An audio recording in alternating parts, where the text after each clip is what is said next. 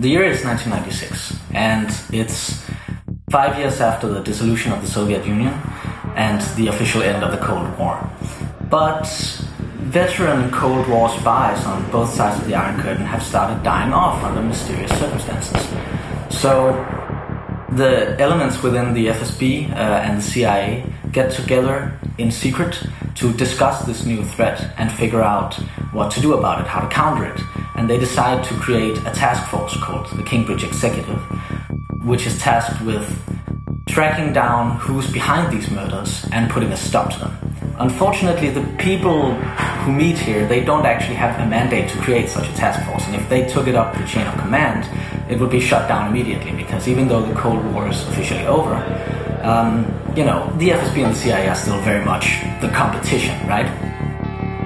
So they create this organization in complete secrecy. And as a result, it's kind of underfunded, and the people assigned to it are whoever could be spared from both of the organizations, whoever nobody would notice if they kind of went missing to go work on something really secret.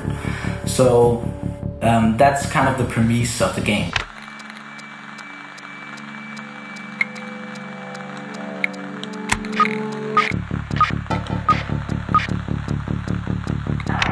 So the main thing that makes Clandestine unique, of course, is the asymmetrical gameplay, the asymmetrical co-op, the dynamic between the two players.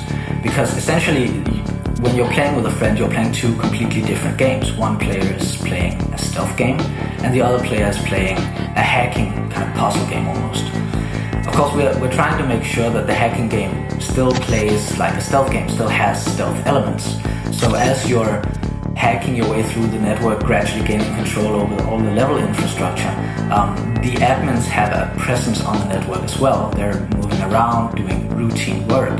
And you want to be careful not to alert them, not to make them too suspicious of you, because then they'll track you down and they'll start tracing your connections and cutting off the things you've hacked, and you'll need to actually, cut the connection yourself to prevent them from finding you and shutting you off the network.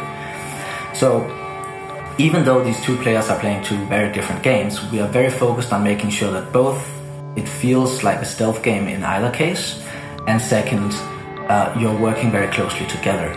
We want to make sure that you're always communicating and that it always feels like you're working towards the same thing. You're solving the same immediate situation, even though you're doing it in vastly different ways.